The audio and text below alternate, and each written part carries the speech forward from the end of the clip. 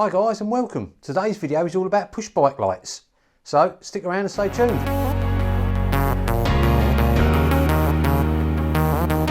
Right, I'm going to answer a question that loads of people have been asking me on my electric bike on how I got lights that run straight off the battery. I'll also quickly show you the lights on my other bike. Right, on a typical evening ride like now, this is the normal setup I have on this bike. So I have 1 volt 400 on, it's more of a pulse rather than a full flash, but I have a little volt 500 underneath, and also I have a little volt 150 on my lid. Now I have to have it really facing down so I don't blind drivers, but ever since my old mountain bike days where you want a light where you're looking as well as where you're going, I found that a bike light on my lid is brilliant. It's really helpful even on the road, so definitely worth a go. Now as rear lights, I have this one, it's a little cat eye one, all rechargeable, and then I have this one on permanent as well, but this one I want to show you quickly. I don't know whether it'll show properly, but it's actually got an accelerometer in it, so what they call a rear smart light. Now so when I stop, it gets brighter. Hopefully you can see that. So coming along, go along, stop, so you get brighter, and dim back down. So it actually acts as a brake light. So this is what it's called. It's called Lead Bike. It's brake sensor with smart rear light. Got it on Amazon. It's $18.99 I think. And I'm going to get one as well for the motorbike, because I think that'll be really handy when you engine brake and you have, unless you dab a brake or something like that, show behind it, you can forget. So I've got it on. The battery life's meant to be 20 hours. If you're out in a group on a push bike, I think they're a good idea, because I know you always shout braking or slowing down or whatever you would as a good group, but you can forget, it can be sudden, and it just helps that it's a proper brake light. Right, so on the Carrera, as you can see, no rear light. I turn the battery on as you would normally, and the rear light comes on straight away, and my front light has a switch up on the handlebars. So I showed you in the video that this is the switch for the light on and off, as you can see, hopefully, and then saves having a horn on there as well. I think it's a great little setup. It runs off the battery, which is great. It doesn't, they're both LEDs, it doesn't hurt the battery. I'm still getting sort of high 40s out of it, and it's still not flat when I get done, so LEDs don't use much at all. So they're wired directly into the bike's main system, which means they run off the light, so you're not, unlike my other lights, that battery can die on me. Obviously if the big battery dies, they die, but more than likely you're going to get round your whole sort of 30-40 mile ride and still have enough power to keep these lights going.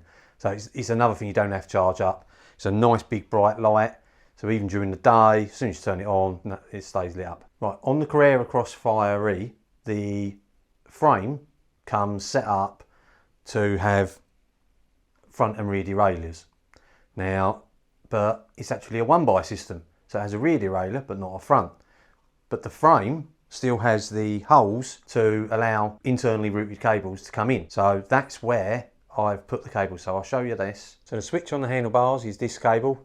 Follow it down, and that goes into the hole that's for internally routed cables.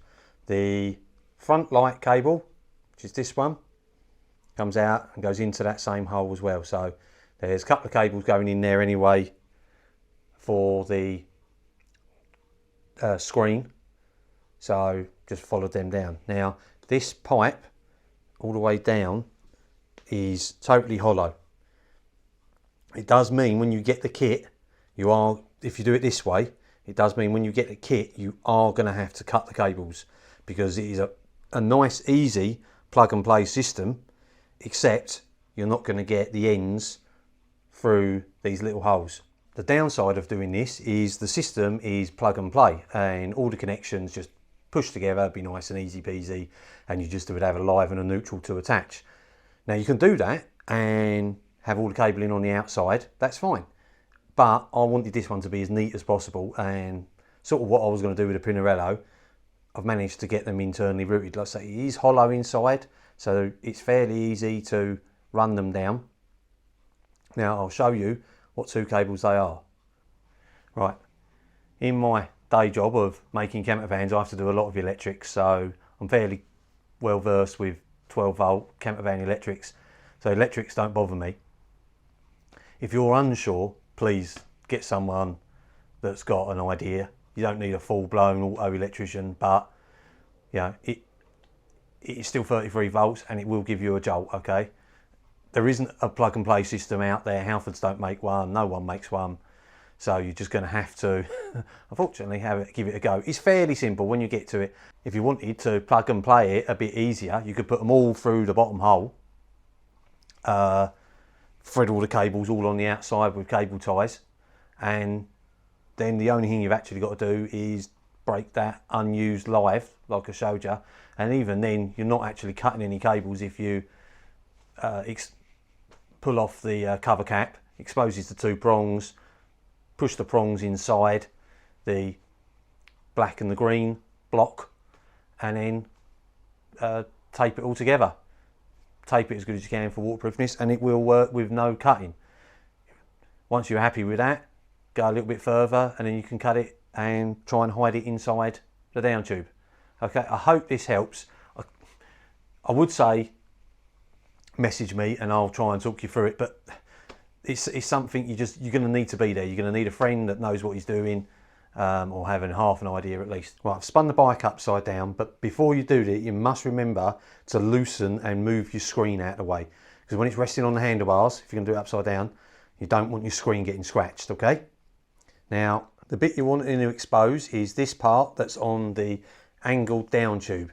Now, there's 4 Allen key bolts that hold it on. Don't take them two out because they're actually bolting the heat sink down to use the plate to help disperse heat. So you only need to do the outside 4, okay? So we'll do them. Right, so once you've taken it out, you'll see top back corner, there is a lead that doesn't appear to go nowhere. Now, it did have a cap on it, obviously. I've taken it off because it's already been on mine. But now this lead, if you want to do the sort of hack bodge I've done, you've got 2 options. You can either cut your cables and solder them onto, right, so solder them onto black and green cables that's part of the kit.